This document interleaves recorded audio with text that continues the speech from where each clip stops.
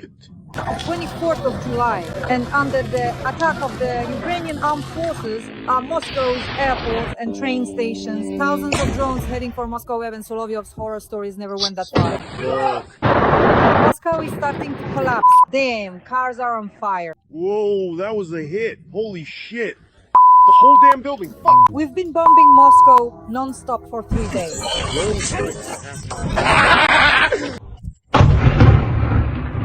Muscovites are running out of their homes in panic. There, the third one caught fire. Oh! For the third day in a row, airports in Moscow and St. Petersburg are in chaos. The aviation system is destroyed, 500 flights cancelled, nearly 2,000 delayed.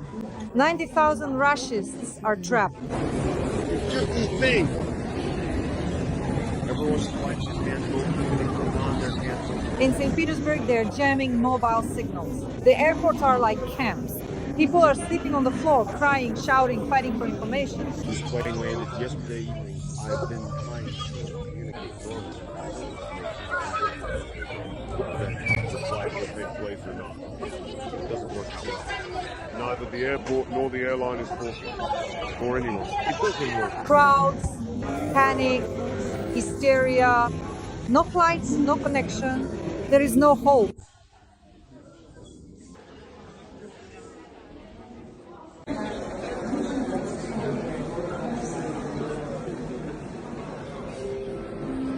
Scandals are beginning to truly unfold.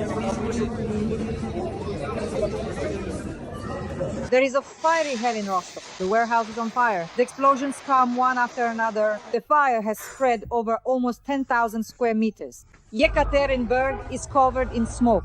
The country is drowning in fear. And at the top, there's a purge of the elite. Generals die suddenly. Deputies disappear. No one knows who will be next on air. It's going to get heated. Breaking news, friends. There is a collapse in Russia. More than 100 drones are attacking Moscow and St. Petersburg. The 21st of July. The AFU are bombing Petersburg and Moscow. The whole damn house is fucked. Unbelievable. Cars are burning. Moscow and the Moscow region are roaring with explosions. Drones are being shot down in Istra, Dmitrov, Solnekhnogorsk, Moscow, and Petersburg. Drone debris is crashing into apartment buildings. This is really fucked up. Look at this shit. Cars are burning. That car is totally screwed. Houses. Muscovites are crying. For the first time, Moscow apartments have been wrecked thanks to Russian electronic warfare. This is already panic, a total mess. They were shot down above us. I caught it on video. Russian electronic warfare is hitting residential apartments in Moscow. A military base is burning in Rostov-on-Don. Hundreds of Russian soldiers killed. The fire can be seen for kilometers. In Domodedovo, Sheremetyevo, and Vnukovo, the carpet plan is being implemented again. There's an aviation collapse there. Hundreds of flights are delayed or cancelled. At the train stations, people are sleeping under kiosks. Panic, evacuation. At the airports, people are dancing the Katyusha, singing Katyusha, and calling the police. They're fighting. Russians, Muscovites, and Petersburgers are just out of their mind. Look at this footage. Nearly 1,000 flights have been cancelled. The Russians are panicking. They're fighting, arguing, and calling the police. They've been stuck at the airport for days without communication, internet, food, or hotels. I've been trying to communicate and make calls normally for a whole day. Will the flight even happen or not in the end? Neither the airport nor the airline is talking. No one is. According to what information can't we exchange the tickets? My Istanbul-Venice tickets disappeared. 3 tickets. Now they're asking me to pay an extra $980 for each ticket. What a truly pity, poor thing. Exactly the same thing. So what's happening? She's a Russian. It's karma and retribution coming back around. Flights are delayed, trains are at a standstill, stations are packed, everything is burning and everything is spiraling out of control. Muscovites are complaining about geolocation glitch. The app is sending them to live in occupied Crimea. Maybe they haven't even arrived yet. The occupiers and racists got scared. Here comes the boomerang. Hey there! Fuck yeah. That's it? Damn! Muscovites are crying. Yo! The FSB is jamming the signal, the internet. Muscovites are in a panic. If they're jamming, it means they're afraid. These are no longer one-off attacks. This is a new wave of war. They were flying towards Moscow, flying towards Putin. It's not just the air that's burning. His reputation is burning too. Unbelievable. Cars are on fire. Oh my gosh! Oh my goodness gracious me, this is unbelievable. The carpet plan has become the national anthem. This is panic. This is the internet being cut off. This is fear. And all this is happening against the backdrop of the Kremlin's prolonged silence. Meanwhile, Ukraine is inviting Russia to negotiations. The EU is trying to extinguish the situation with sanctions, while the US and China are preparing for a meeting. Trump is silent, but the ultimatum is ticking. Tomahawks and JASSMs will fly towards Moscow and St. Petersburg. We'll discuss all this with Alesya Batsman right now. Breaking news, friends. Russia is simply paralyzed. Drones are striking Moscow, Rostov, the Moscow region, Samara petrochemical facilities, and drone debris is scattered along the railways. 132 trains have been delayed. People are spending the night at train stations. And in the sky, there's a carpet of planes. Sheremetyevo, Vnukovo, and Vnukovo are canceling hundreds of flights. At Vnukovo, passengers are in a complete panic. In St. Petersburg and Moscow, the airports are in chaos. The Ministry of Transport is reporting to Putin that everything is lost. In the Moscow region, elite settlements are flooded, Moscow rivers are overflowing, and the city is going underwater.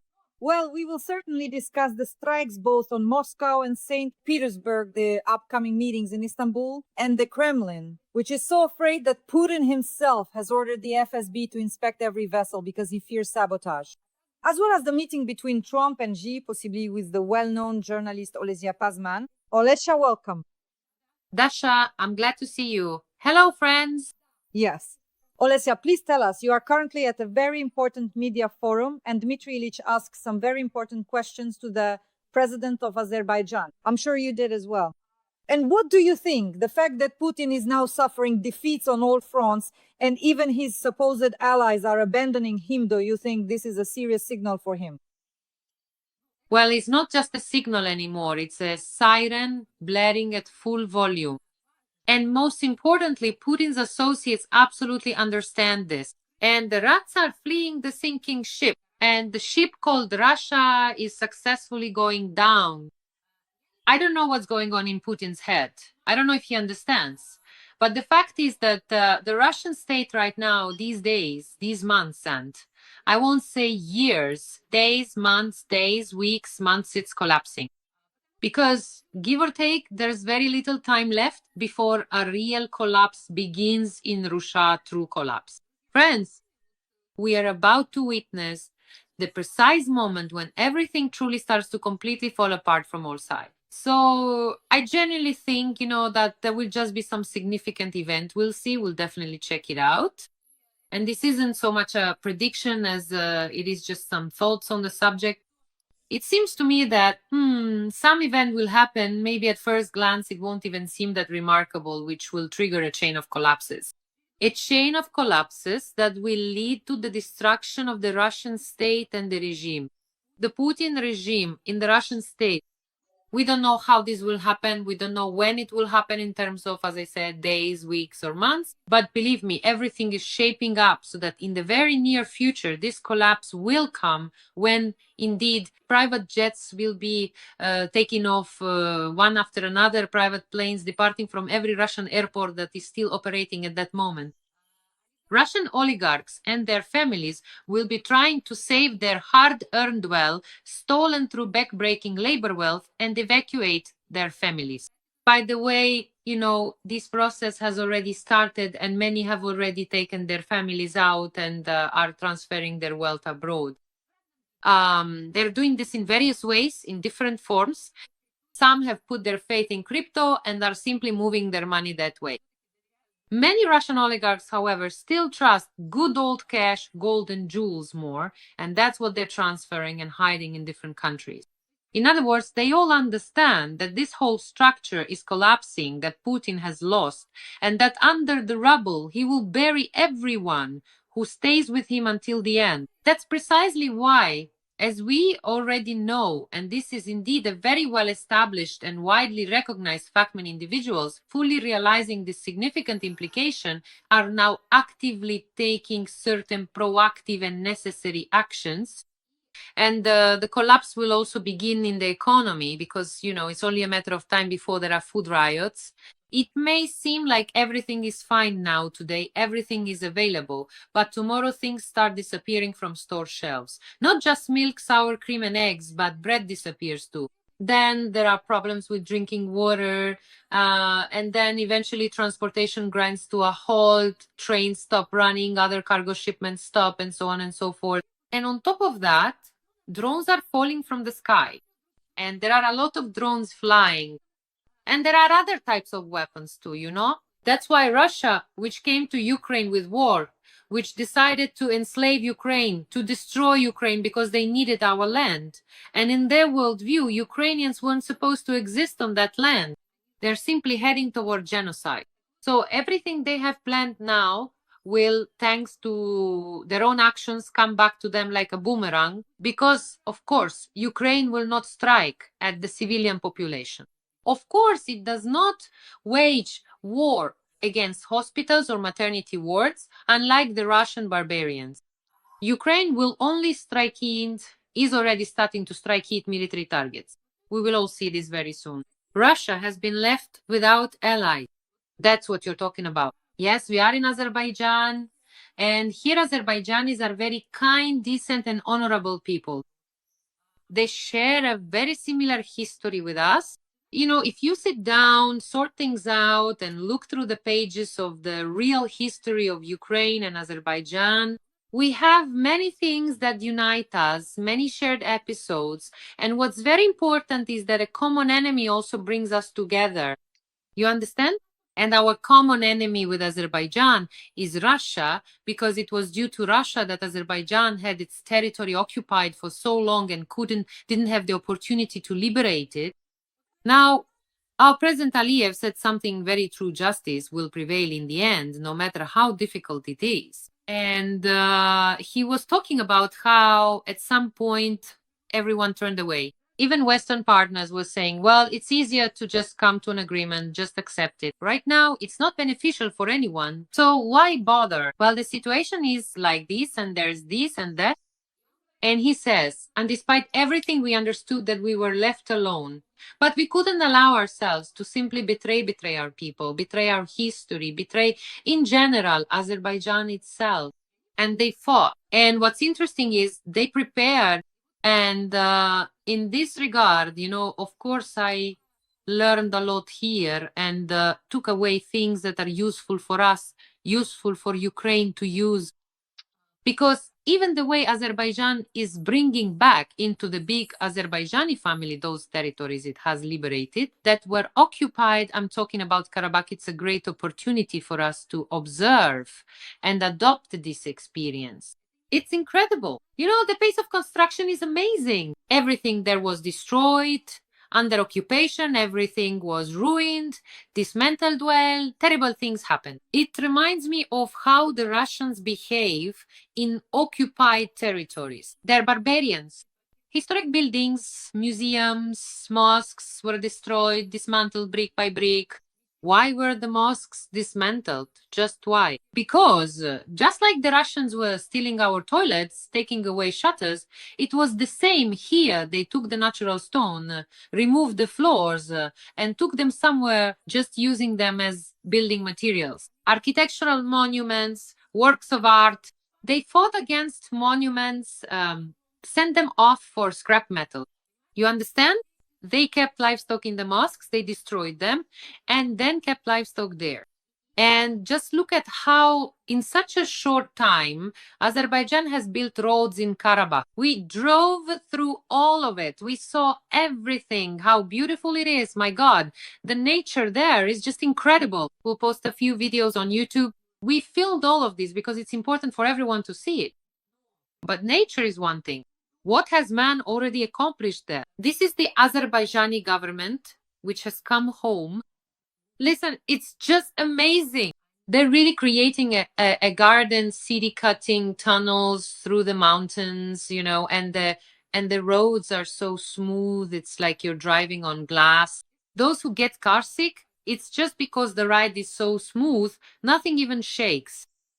The roads are incredible. Everything has been electrified. None of this existed before. They've already built houses, renovated so much, and brought back monuments that they specifically bought back from Armenia when Armenia just wanted to sell them for scrap metal. They bought them back, hid them, and now the monuments have been returned. But they still stand there with bullet holes, can you imagine? Bullets right in the faces of the monuments, riddled with them. We'll show all of this. It's such an interesting experience. And what's interesting from the perspective of people, what is a country? Any country, first and foremost, a country is its people, a state is its people, it's the people who live there and who will be happy there. So this is very interesting because after Karabakh was occupied, and mind you, that was 30 years ago, they waited and prepared for this for 30 years. Aliyev did all of this methodically. Here we talk to various ministers, that is top officials responsible for different areas. And it turns out they didn't realize that he already had this vision of the world in his mind from the very beginning. In other words, each of them was carrying out his will. For example, medicine, certain hospitals needed to be built. Certain things had to be done. Drones for this purpose. And then coordination internet systems for that. And each of them was given a task, but they didn't understand why it needed to be done. It seemed illogical. They didn't know that a decisive special operation was being prepared at the war, yes, for liberation. And when it all came to light, and they found out what they had been doing all those years earlier, can you imagine? They were all shocked at how skillfully and wisely Aliyev had orchestrated everything. This is an enormous experience, really. And it's very interesting both from a military perspective and in general in terms of how the state conducted itself. Of course, they had help. Their friendly states helped them a lot, including Turkey and Israel. But still, it's clear that Azerbaijan did all of this themselves. Now, regarding the people, that's actually the most important thing. And what's interesting is that the Armenians who lived in these territories were given a corridor. Well, what do I mean by a corridor? They were simply told, if you want, stay. If you want, leave. It was your choice. And they say that practically no one stayed there. Everyone left because they didn't consider it possible for themselves to remain. But who actually lived there? There was an occupation for 30 years. And when these territories were occupied, those who lived under occupation left, and Aliyev resettled them in a compact way. For example, take one city that was here, like Shusha, the people from Shusha, he resettled them in Baku, yes, and he settled with them somewhere compactly as well. Another city, for example, Khankendi, right? So those who live there, that's all what I call Karabakh, were resettled somewhere else in Azerbaijan, right? Some people went somewhere else, and so they lived compactly like that. They were given houses, they were given apartments, they were paid allowances. So they had certain benefits all this time. Those who lost their this is a very important state policy, of course, when internally displaced people felt that they were not abandoned by the state. So now I come to the question of how to bring people back, who we are rebuilding for now, who will live there. So it turns out that all these people generations have already grown up there. You know, it's been almost 30 years. And now the government is telling them, look, you can go back to your places, like the people from Shusha can return to Shusha and so on. Well, that's it. We're giving you free housing again. We're giving you as much as you had, as much as you lost. We're giving you that. We're giving you jobs. We're giving you all sorts of things. There's an economic program, there are benefits, and so on and so on. So basically, there's a whole package now. Yes, they all have it. But this housing, if you choose it, you can stay and live where you used to live. That's fine. But you can also return home. And here, this is very well developed.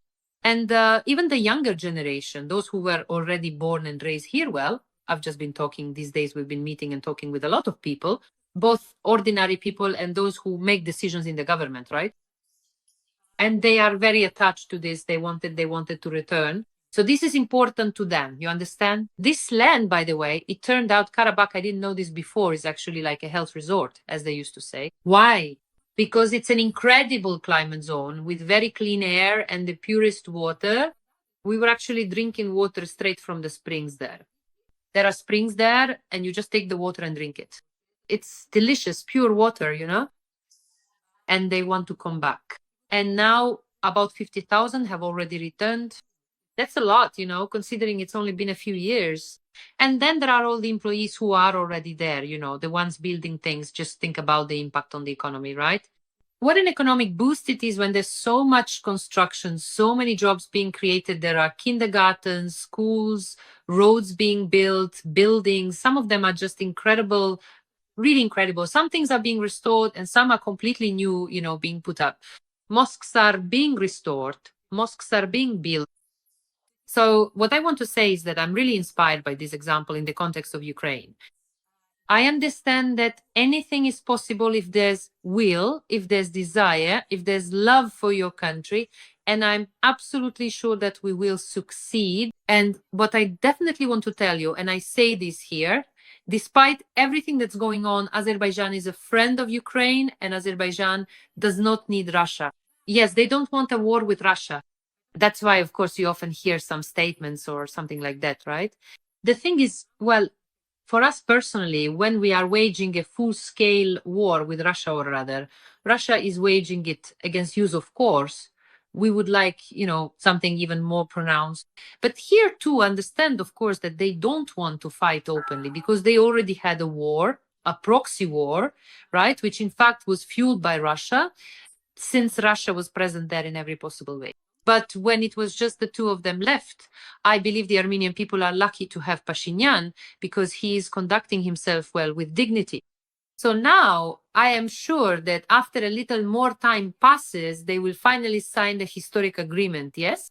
A peace agreement between Azerbaijan and Armenia, which I think will be signed. Let's see, friends. Let's make a prediction now. I think it will be signed in Washington. I wouldn't rule it out.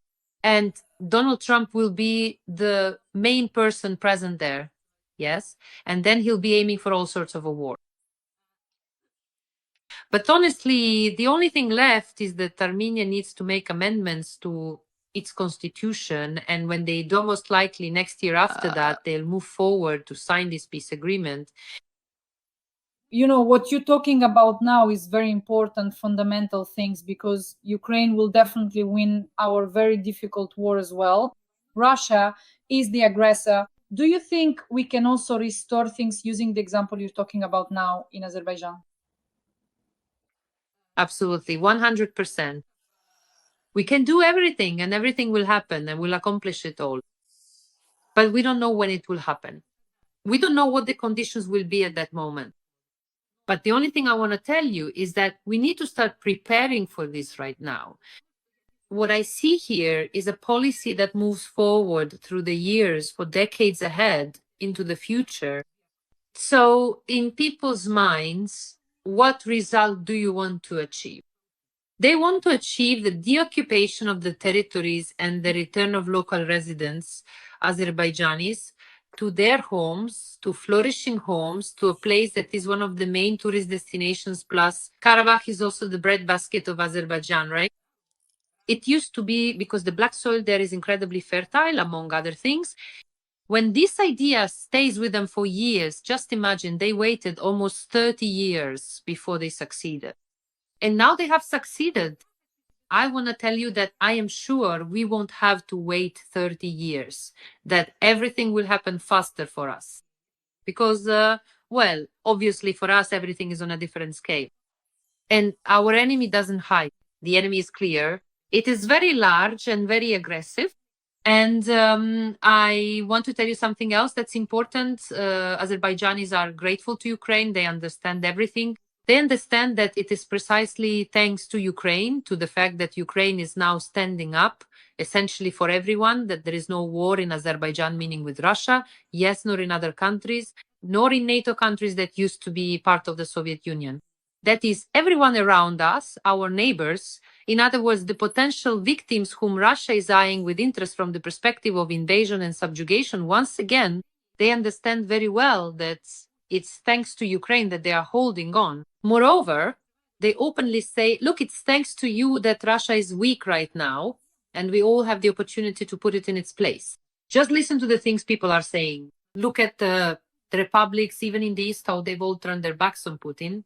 They say Putin has no friends left. We all remember how they always mistreated us, how in Moscow they treated and still treat us with disdain, with insults, with all of that. Well, you know what I mean, right? It's still going on. I mean, this is something the Russians just can't get rid of. There's this kind of racism, a really primitive kind. And they say, if they think we've forgotten all of this or that we don't understand it, that's not true. They say, it's only thanks to you that we now have the opportunity to behave with dignity and put them in their place. Everyone is doing this. And they say, you are the ones who showed that the Russian army is not the second strongest in the world, that they're weak. You see what I mean? That's why there's such hysteria. Of course, I've been enjoying watching this hysteria for several days now, and not just in Russian social media. That is everywhere on all their propaganda channels. On the main talk shows, Solovyov, for example, they just keep hitting them hard. Solovyov is freaking out about how Gordon came and asked such questions and how Aliyev answered them. And how terrible all of this is for Russia. Oh, I just remember, by the way, that's good. That's -1 enemy, right? I remember that at the forum, Markov was there, that Kremlin drunk. Ugh, what a disgusting person. I immediately got rid of him because right away they started going at each other like the toad and the viper. You know what I mean? Because, well, everything works to our advantage. Everything goes into the bag. But I want to tell you, they were really scared by this. They were afraid that Azerbaijan is actually pursuing its own national policy independently and thinking about its own national interests. You see what I mean? They see it. They see what President Aliyev is doing, how he responded regarding the Boeing. They see he is going to court, not giving them anything for free, that he waited for an apology, compensation for payments to the families of victims, those shot down, killed by Russia back then. There's nothing at all, you see. They're behaving in a completely brazen way. And Russian propagandists, seeing this, understanding it, yes, because Russia doesn't have the strength. What's important to understand is that Russia doesn't have the strength to fight another war right now.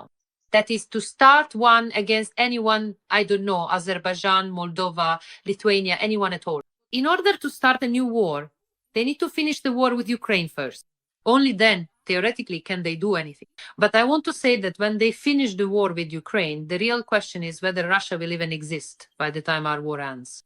Because that's a big question when and how all this will stop, how it will end, and whether the Putin regime will still exist. Because, well, we understand where this is all heading. But this is important. That's why the propagandists are so hysterical about it. You know, a lot of their war correspondents have started shouting something. That Azerbaijan is supposedly preparing for war with Russia. And Russia is weak right now. So in this sense, whatever is on their mind is what comes out of their mouth. Russia is weak, and Azerbaijan has powerful allies like Turkey and Israel. Turkey is NATO, and now Turkey has announced that it wants a NATO base in Azerbaijan. Can you imagine? Basically, a NATO military base is what they want to set up, and Russia can't handle another war. That would be a huge deal for us. Oh, what should we do? What? Hit them with a hazel stick or something. So they're really having a meltdown. And when does a meltdown happen? When you have no idea how to deal with all of it, when events keep piling up one after another and the whole house of cards collapses. That's exactly what we talked about at the very beginning, that everything is working against them now.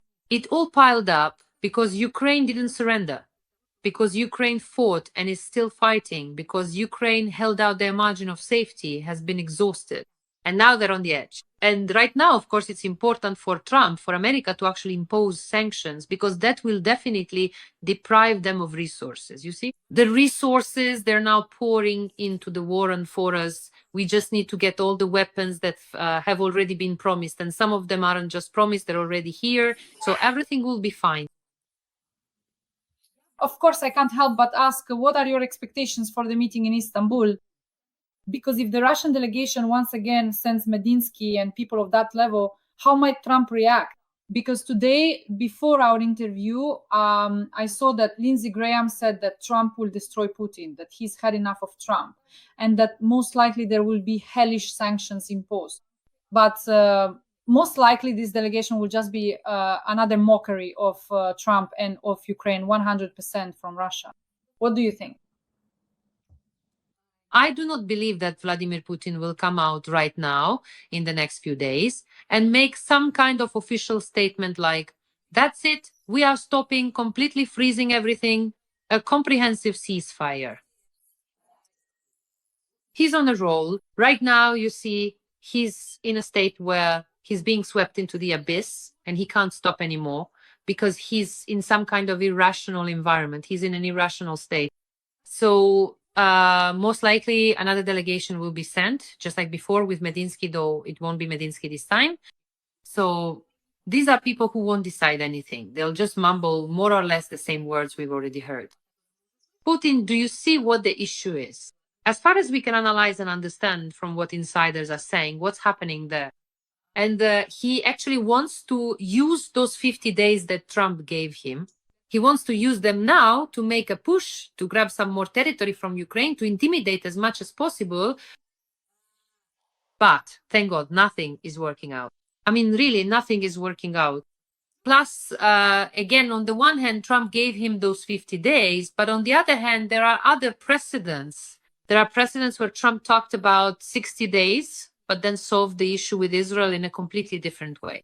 And we saw the bunker-busting missiles, which work so beautifully. And Putin doesn't have just one bunker, he has several. And the Americans know exactly down to the centimeter where they are located, where the ventilation hatches are, who is where, the command posts, and even where the bedrooms are situated. All of this, you see, is all known. What matters is having the political will. But just now, look, could we have imagined that even Lindsey Graham, say 3 months ago, would say such harsh words? Yes, he spoke out against Russia, but like this, with an ultimatum, Trump will kick your ass. Putin is a scoundrel. Well, he really let loose, he went on the offensive, not just in a politically correct way, but more like a guy who's just had enough and is lashing out. Let's be clear. He's not an independent person who just does whatever he wants and sits in his kitchen chatting with friends. He's a politician who bears responsibility, who has to weigh every word because it will affect his career. And let's not forget, next year there are elections there. A third of the seats are up for grabs, and he's running in those elections. And in order for him, first of all, to get the green light and make it through the Republican primaries, and then to win, he needs Trump's support, his resources, his financial donors, his political backing, his media presence, and for about a year now, according to insiders close to him. He hasn't done anything publicly or taken any initiatives that haven't been coordinated with the Trump administration. So, friends, let's draw some conclusions. Let's draw some conclusions. Yes, I want to quote this. Putin, your turn will come. Trump is going to kick your ass. Trump is tired of this game. If I were Putin, I'd hurry up and sit down at the negotiating table. Graham emphasized. I'm curious, Oles, do you think Putin will listen to the statements made by Lindsey Graham and by Secretary General Mark Rutte, who said that if he were in Putin's place, he would sit down at the negotiating table and end this war? Dasha, as far as I've been observing him all these years, and for many years now, all Ukrainians have been able to do this. Unfortunately, I have to tell you that he only pays attention to actions. When he gets hit, when he gets punched in the teeth, when he's cornered, when his hands are teed only, then does something happen. Otherwise, he doesn't react. He doesn't respond at all to any kind of statements or verbal threats. The Ukrainian army knows how to speak to him in the language of force. That's an example of how you need to deal with him, how you need to resolve issues concerning him, right? Because at that point, he becomes the object, not the subject. So I don't think, look, this isn't for Putin right now. If they think he'll listen and do something, well, that's unlikely, very unlikely. He'll only pay attention to actions only when he realizes that he's in trouble here, there, and there, that things are falling apart, that he's being squeezed only then based on actions. Then, of course, he'll be forced to act if he has time, if he makes it. Because I repeat, there are bad things happening within his inner circle. Everyone is interested in a strong leader, but a leader who drags you down or leads you to the scaffold with him, well, who needs someone like that? They all want to live well, eat delicious food, sleep soundly, travel abroad, and enjoy life. So why would they need all that? That's his inner circle right there. But not all of them are billionaires, and they only have one life. They won't want to share that fate with him, to go all the way to the end, so to speak, and that's it. Why do they need all that? That's why there are already separatist conversations happening within his inner circle. We hope that Putin's end will come soon. But I think that the armed forces of Ukraine will definitely help bring about that end. The Ukrainian army, drones, missiles, our ballistic weapons, and possibly Tomahawk missiles and American JASSM. We are hoping for that. Alesya and I are putting an ellipsis here because Alesya will return from Azerbaijan with some very interesting new stories. For me, this was one of the most interesting episodes because I gained so much intellectually, and it's wonderful that you were at this forum and that you shared all of these now. An example of how Ukraine will definitely reclaim and restore its territories after the occupation is very important. Friends, please support our conversation. Alesya and I always talk every week. Like this video, leave a comment, subscribe to all of Alesya Batsman and Dimitri Gordon's channels, as well as to my YouTube channel, and write a few kind words to our duo. Alesya, thank you so much, and see you when you return from Azerbaijan. We'll have a lot of interesting things to discuss. Thank you, Dasha. Thank you, friends. I'm also looking forward to our next meeting.